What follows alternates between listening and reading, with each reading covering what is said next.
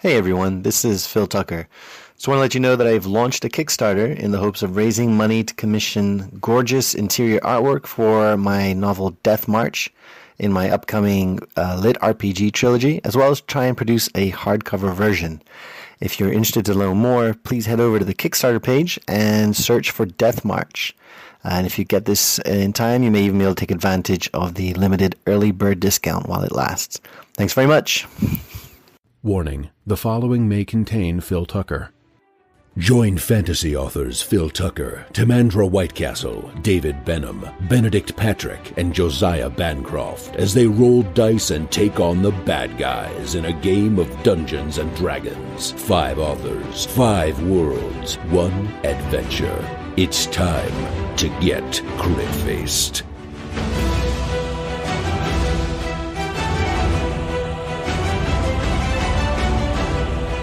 Previously on Crit-Faced, searching for a rumored monster, our heroes have explored the ground floor of the house, finding it completely empty. Not giving up, Master Suna and Kellen prepare to sneak upstairs. Can I ask the two of you to take a stealth check then, please? 16. 8 plus 5 is 13. Okay.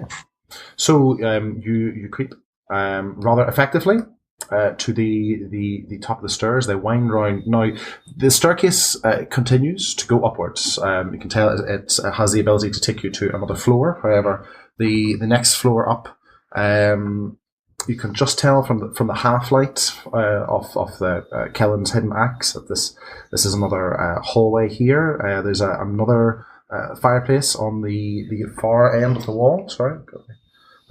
So the staircase continues to go up. There's a fireplace over here. This time above the fireplace there seems to be a sort of a family portrait up there. You can't really see it in any detail in this light at the moment. Right beside you, basically on the staircase, is a small nondescript door, another one of these serving doors. However, in the main hallway, there's a double doorway to the north and a double doorway to the south. These doorways are much fancier. You can tell there's a lot of carving on the doors, and each door is flanked by a pair of suits of armor, clutching spears, and from what you can tell, the visors of these suits of armor are sculpted into some kind of animal like type shape, but you can't really make it out at the moment in the light. It's all clear. Come on up. Right. So we've given up on stealth, I see. So we need to work out some signals, Master Rag. I mean, Nick Rag. Maybe like a bird song or something. So can we like uncloak the axe a little bit so that we can see these visors and what kind of I'm picking up a wolf theme. Yeah, I'm picking up a wolf. Yeah, and as you get a bit more light to it, you're absolutely right. There are in the shape of wolves' heads, these helms. It's more the visor part than anything else. The helm are just normal helms. I'm beginning to think that vampires have something to do with wolves. Is anyone else getting that strong suspicion? I'm just spitballing here. Possible. You can also tell that the doors, the carvings on the doors are sort of dancing children. Oh, great. That's not really creepy at all. Are they the same children we saw below, but these have like their necks cut or something? Are you still downstairs? Is Lord Talfrin up? I think I ask that as I climb the stairs, sort of grumpily. And Jean is right behind him. Okay. Or do you want a closer look at the carvings? Yes, why not? So the children, they're too small to be able to distinguish exactly who they should be. However, you do realize that on closer inspection, they're not actually dancing. They seem to be sort of running around in distress. And you can see that there's sort of lightly carved sort of swarms of bats moving in and around the... Wait. Hold. I turn to the group. I say, wait. Are you saying the panel of this door has been carved with the torment of children? That's kind of what seems to be happening here. It's a very dramatic tableau. I'll give it that. I turn around. Do we see the two kids on like tricycles just staring at us at the end of the hallway? Do you know, you don't, but for a split second, your heart probably stops in your chest as you do see the two children in the portrait that's hanging above the fireplace. So the fireplace actually has the two children smiling. Obviously very similar age to when you met them. The two standing behind them are the two adults who you assume are their parents. Now the father has a sort of a swaddled baby in his arms, and you sort of get the impression that the mother is actually looking at what the father is holding with a look of scorn on her face. Scorn. There's nothing that makes me feel more uneasy than smiling children. Yeah, they're up to something. I feel. How old does the painting look? Yeah. Can we appraise the painting? See if it's like Is it covered in recent? dust? Yeah. No, it's this. I mean, the whole area is very well kept. You know, it does seem to be recently cleaned. Is there a date? Like, you know, the artist, like, did he put a year or something on it? You don't see any artist's mark the way that it's mounted at the moment. Can I pull it away from the wall a little bit and take a peek behind it? Mm-hmm. Yeah, certainly. I do so. Okay. There's a scribble below it. All it seems to say, all it says is Durst family portrait, and then beneath that there's an indistinguishable signature. Obviously the artist's mark, but you can't. Dirt family portrait? Durst, D-U-R-S-T. Durst. Mm. Durst. Mm-hmm. That's a Germanic sounding name. I run my finger along the top of the edge. Is it dusty? Is it like? No, not particularly. I think things have just gone from bad to Durst. Get out! I pointed at the front door. To the list with you. Well done. You do realize We have no tolerance in this group for that sort of behavior. when I didn't know you were a wit, sir. when we upload this episode, you do realize that's going to be the name of the episode. Bad to do. Awful. So, what's the plan, guys? I throw open the doors with the children being tormented by traps. So both of them, the northern and the southern doors, have the same decoration. I have extensive reach. The northern doors. The northern doors. Okay. I've lost my patience with this house. Uh-huh. So, It's driving us to puns. okay. Give up your secrets. Again, sort of the grey half light from outside sort of illuminates the hallway because this window also backs on. The windows of this room also are onto the back of the house. There's red velvet drapes, sort of half covering these windows. There's an exquisite mahogany desk here. Guys, this is clearly a library of some kind. There's a mahogany desk and a high back chair here. Another fireplace. This time there's a framed picture of a windmill on top of a sort of a rocky crag over the fireplace. Few chairs, floor to ceiling bookshelves are lining the eastern wall here, and there's a rolling ladder to help you reach the higher shelves. Is the fireplace laid? Does it have a wood already stacked in it? Yes, there's wood in it, but it's obviously not lit. I cast Firebolt into the fireplace. Okay. And what happens when you do that? So, as you guys can see, that Lord Talford is becoming increasingly disgruntled with the way this is progressing. And as he strides into the room, he glares around and then just, from his finger, shoots forth a mote of fire, which explodes into flame, setting the wood alight, and immediately filling the room with a cheerful, rosy glow. And she's all creepy overtones that could be revealed by the decor. Okay. There's quite a trick. I don't know how he does it. I've seen it twice now, and each time I can't quite figure out the trick. But well done, sir. Well done. Thank you. Do we notice any new details in the new firelight? No, not at all. It's obviously warmer here. There's a chill that you hadn't noticed, had not noticed until now. You've helped it to dissipate. Just seems like a gentleman's library. Is there a desk? Yes, there is. Nice mahogany Any desk. correspondence on the desk? So there's a few things resting on it. There's a portable oil lamp. There's quill pen, a tinderbox. There's 4 blank sheets of parchment. And there's a wooden seal carrying a windmill insignia on it. But there's nothing. Any drawers? Yes, well, there's one drawer within which you find an iron key. Aha! Hmm. The key to the basement. Which we haven't found. Can I please collect the windmill insignia? I mean, as a aspiring forger, that could be useful later. Certainly. Curio. Yes. I pulled down one of the books and opened it. I don't see what language it's written in. You can certainly read the language.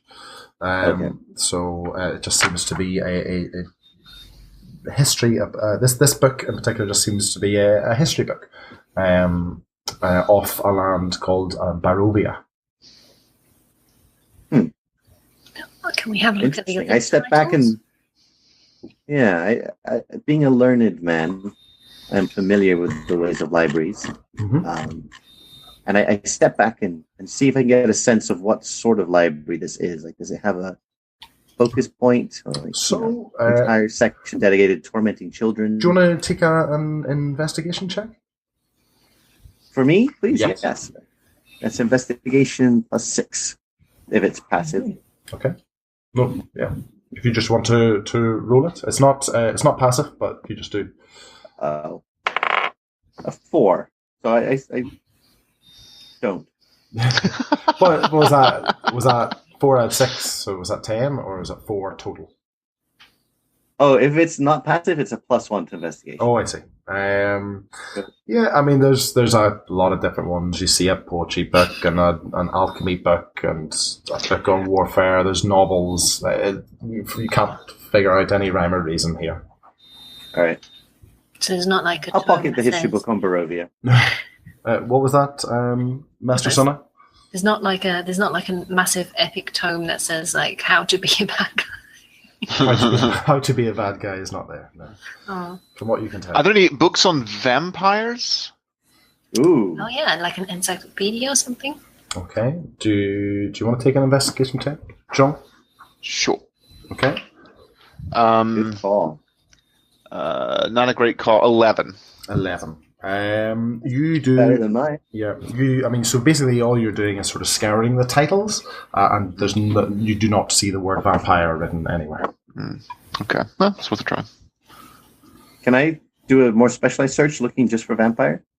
You didn't pick up on vampire when you were, because I'm assuming your scouring of the shells would have, taken more than a couple of seconds. So it's not something you'll. I'm not going to let you retake the same check in a slightly different way. Then I'll just let you succeed every time, right? Sounds reasonable. Maybe there's no way of succeeding. Maybe they just don't have books on vampires. Maybe. Doesn't matter how rubbish you rolled. Uh-huh. I stand there glowering, and then I look at my boon companions. And I say, to the next room? Yes. To the next room. Okay. It's gonna be creepy anyway. So. Yeah. So, so the southern doors, is this? Because remember, there's the there's the other door. the small door as well. But is this the sort of southern fine doors past the suits of armor? Who's going through first? That doesn't sound like a good question. What could go wrong? I think it's who hasn't gone I'm through just first thinking yet. these suits of armor aren't going to just stand still. No. Well, let's take a peek inside the armor. Is there anyone inside the armor waiting for us to turn our backs on them? You're going to touch the armor? Not touch per se, but maybe peer in through the visor. No, from what you can tell, it's empty. I'm going John, to shoot my John. crossbow at one of the suits armor. I go back into the library. Wait a minute. Okay. Is Kellen? Are you shooting a crossbow at one of the suits? I'm going to shoot my crossbow. It just seems like Okay. Okay. So you shoot your crossbow at the armor.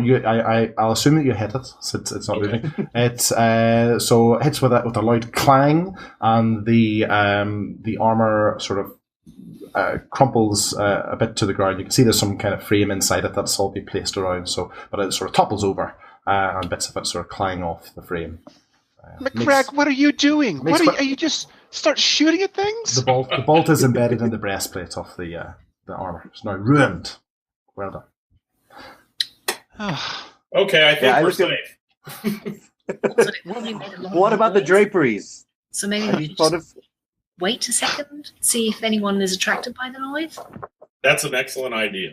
No, let's keep shooting at things. There's a coat tree over there. One guy shoots his crossbow, the other guy shoots fireballs. I don't know. Yeah. We're trigger happy in this group. So is there any do we hear any sound from the, after the unholy din from the collapsing armor piece? No. Nope, there's nothing. I'm beginning to think no one's in this house. Does anyone else get that? Well, I mean, we've been stomping around and The pantry is stocked. There was pie. There were top hats. No one leaves those behind when they leave. I didn't. That's true. And that's my case in point. That's a good point. All right. Well, let's go into the south room. Okay. Let's roll our stealth checks.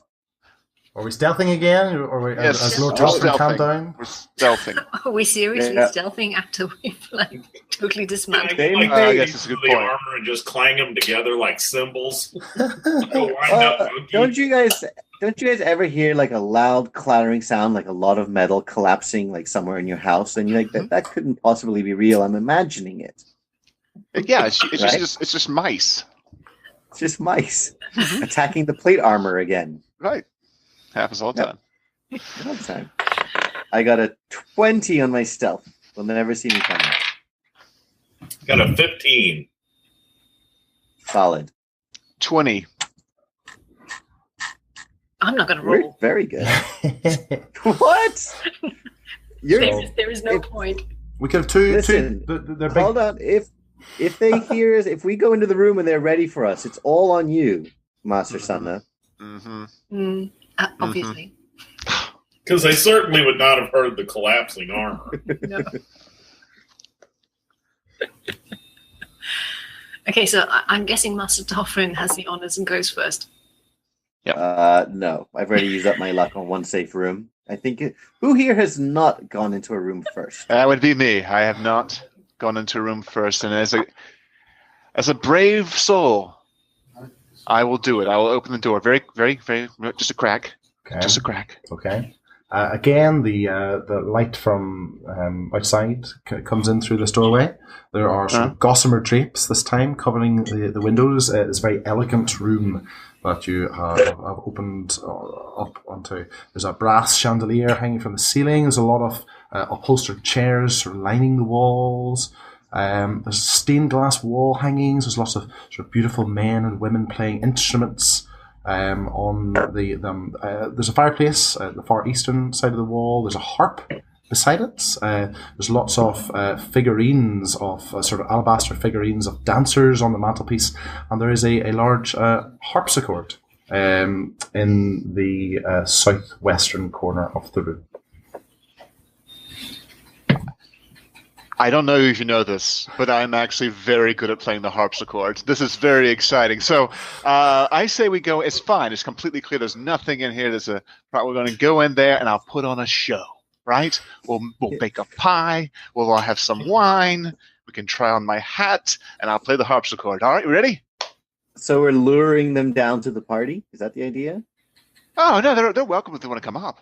Oh, yeah, sure. Maybe vampires are nice. Like, we're making a lot of assumptions. Perhaps they'd like a good party.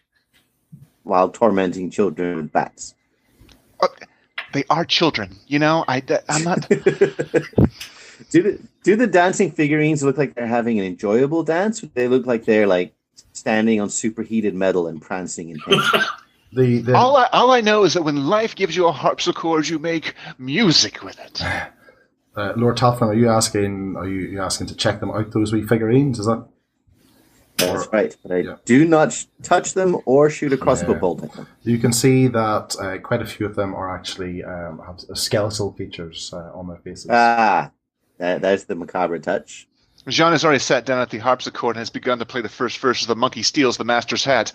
The monkey steals the master's hat.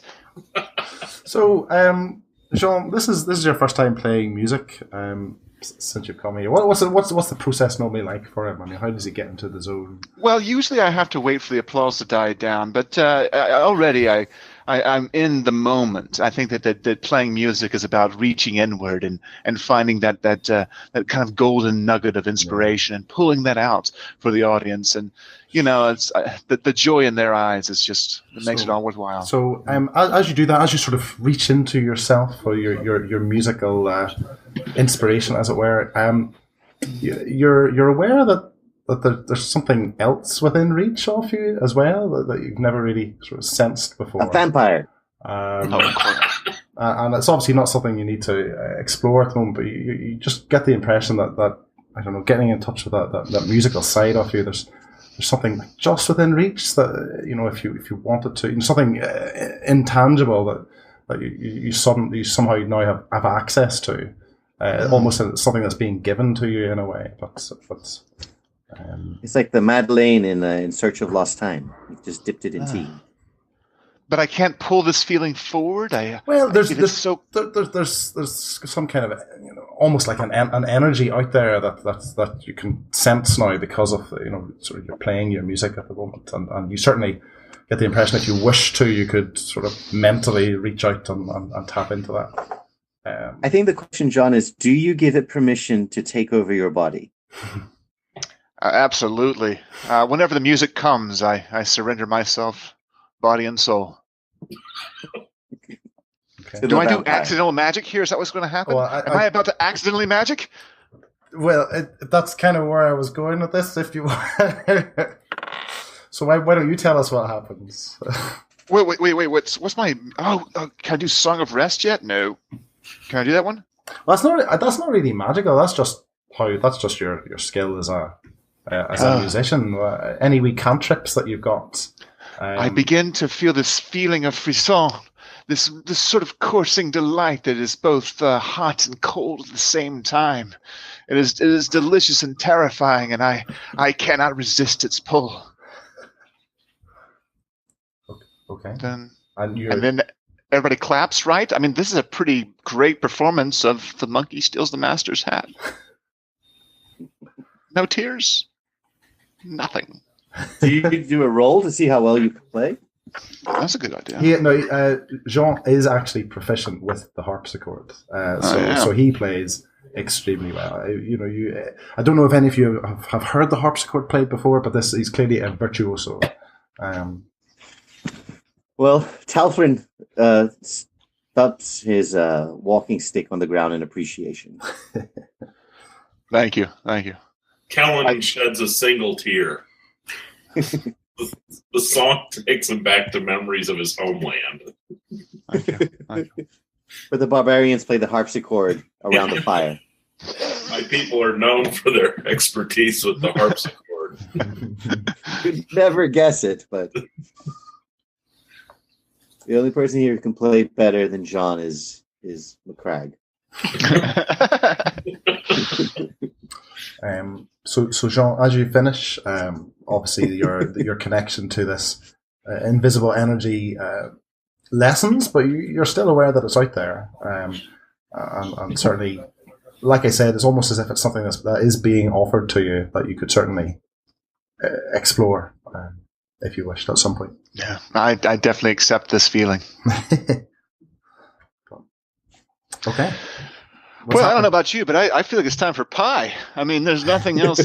Some skeletal children, that's kind of disturbing, but otherwise, this has been a great stay. I'd give this hotel 4 stars. Okay. What's the plan? What's the plan, team? I could probably cook the pie. Are we out of rooms? No, Is there this- one room left? Yeah. A small servant kind of door. Mm-hmm. Yeah, where's the dumb white waiter come up to? We haven't found That's that a yet. good question.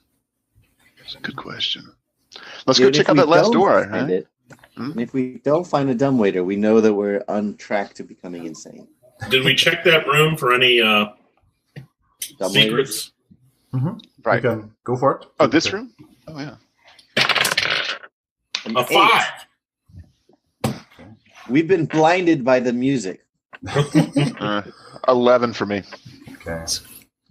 Yes, you don't come across anything other than the skeletal figures on the mantelpiece. You don't come across anything particularly of note.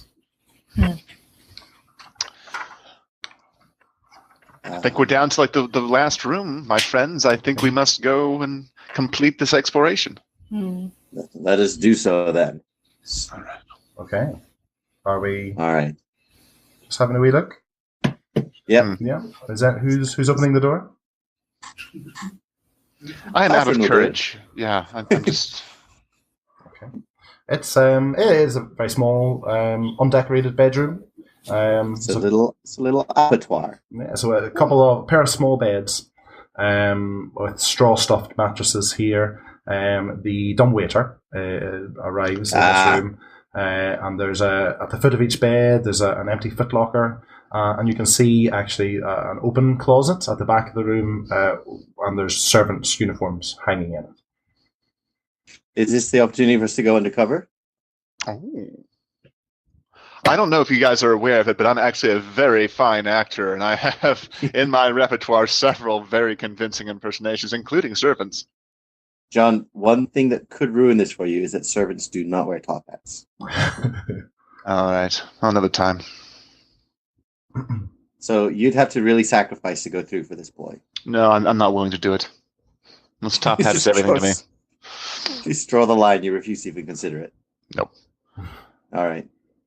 Should we search the chamber just in case we find Go for it. a 19? Ooh. No, I mean that's a pretty thorough search, and you there's nothing here out of place. All right, firebolt and we leave. Is firebolt a cantrip? Is that right? It is. I Wow. can firebolt literally every round forever. Brilliant. Why don't you? Yeah. Why haven't you been doing that? I really don't know. I feel like that's how we mark that we've searched a room. We firebolt it and close the door. Okay. What's the plan, team? We're surrounded by fog. The house has been thoroughly searched. There's nothing left to see. Third floor. There's another floor. The spiral stairs continue to go Oh, the upwards. third floor. Yeah. Upward. Upwards. Onward. Okay. Can we take a listen just in case? Just in case they didn't hear the armor collapsing. Go for it. Right. We can hear them sharpening their knives or something. A 3. Mm-hmm. 15. A 2. 18. Okay. Again. And a 9. No. Again. There's no noise coming from the house. All right. McCragg, do you feel like taking the lead? Absolutely.